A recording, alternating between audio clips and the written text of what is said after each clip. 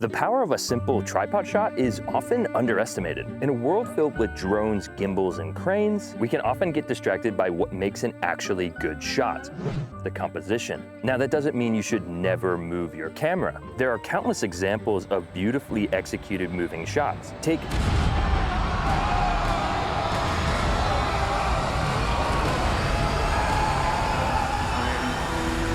1917, for instance. The camera is almost constantly moving with the characters, immersing us in their journey. But when you remove the distraction of movement, you're left with just the composition, forcing you to think a bit more like a painter.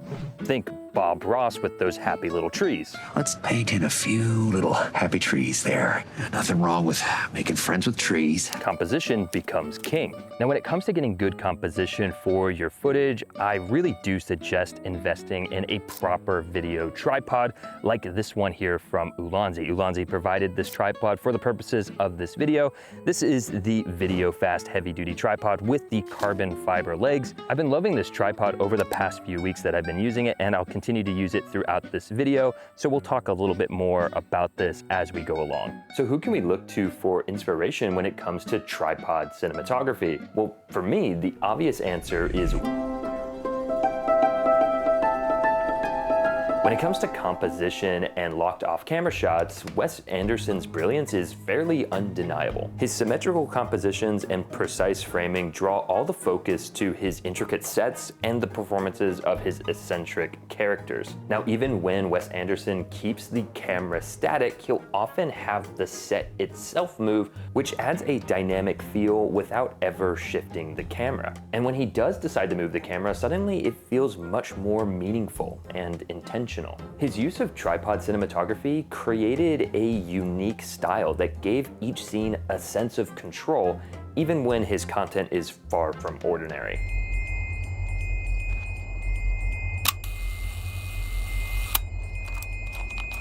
I really do find Wes Anderson cinematography to be quite incredible, and I thought I would do my best to replicate it in a quick little sequence that I'm gonna play for you guys here. And for bonus points, let me know what camera and lens I was using down in the comments for this Wes Anderson sequence.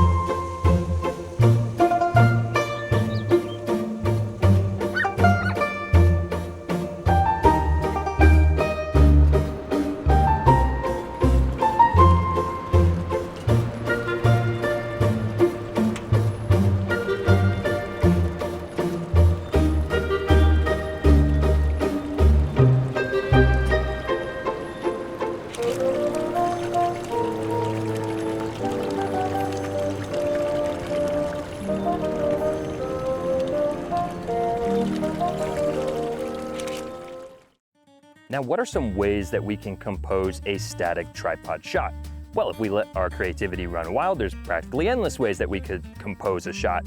But let me go ahead and show you some of the classics. So one of the most common composition for a tripod shot is going to be the rule of thirds. Basically, just split your frame into 3 different quadrants, both vertically and horizontally.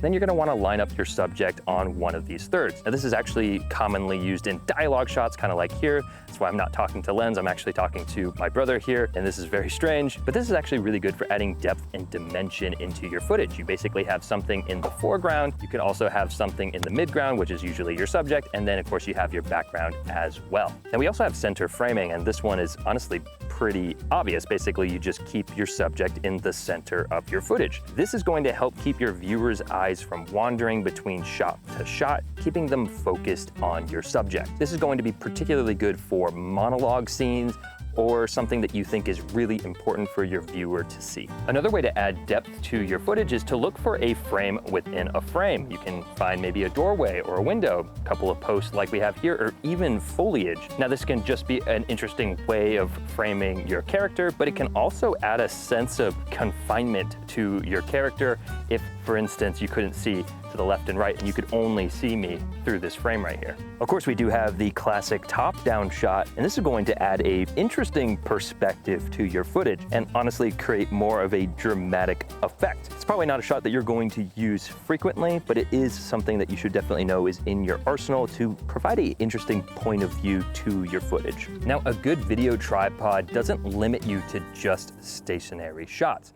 I know I said we should stop moving the camera, but when your camera is mostly static and you introduce movement, it does feel more intentional. The simplest way of doing this is by panning, and if you have a proper fluid head, it's going to be fairly easy. Basically, we're just moving the tripod on a horizontal plane. And again, with a proper fluid head with some resistance, you're actually going to be able to get some cinematic shots. Besides panning, the other way of moving your camera on a proper fluid head tripod is with tilt. Now, tilting is particularly good for revealing something. So maybe you want to tilt down and reveal your subject.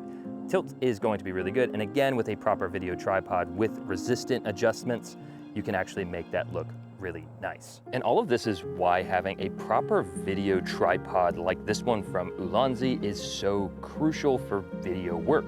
In fact, this tripod has one of my favorite features of any tripod, and that's the ability to release an entire leg with just one lever. So if I release all 3 of these levers, one for each leg, I'm free to extend the tripod up or down super easy. And then once I get it to my desired height, I just lock each of these legs, and then I can use the level here to make sure that my camera is perfectly level. This makes raising and lowering this tripod so much more convenient than many other tripods I've used in the past. As I said earlier, each of these legs are made of carbon fiber, which is going to make this tripod much lighter than other tripods of a similar size. The heaviest thing on this rig is by far the camera unit itself. And also you have the ability to extend this spreader, which is going to allow you to get the tripod much lower if you need it to. Now, this Ulanzi VideoFast tripod also has this removable handle here, which is actually super convenient to grab onto when you need to move the tripod itself. But the key to a good video tripod is going to be its fluid head.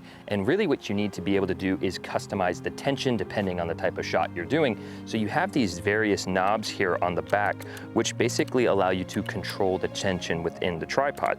So if I increase the number to the maximum number, it's going to apply the most resistance as I rotate the camera. And if you're going for those cinematic, smooth tripod shots, this is really the key feature. So if you're looking for an actually good yet affordable video tripod, I do recommend this one from Ulanzi. And if you want to learn more about this specific tripod, I'll have a link in the description. Now, there are plenty of other examples of directors using tripods effectively.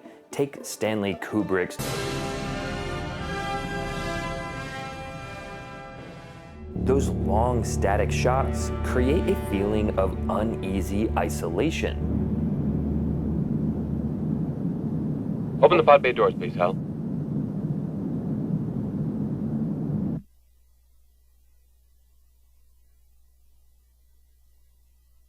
Open the pod bay doors, please, Hal.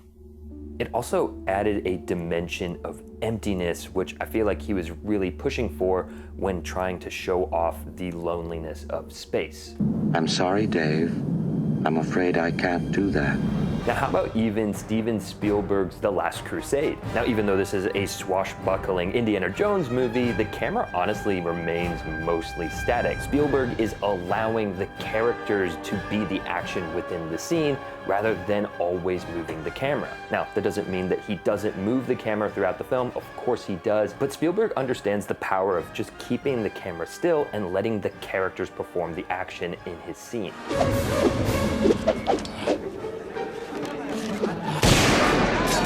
So yeah, I feel like tripods are underrated these days. I highly encourage you guys to look at how some of your favorite directors utilize tripods throughout their films. Special thanks to Ulanzi for supporting channels like mine. I really do appreciate it. I hope that you all have a fantastic week, and I will see you all in the next one.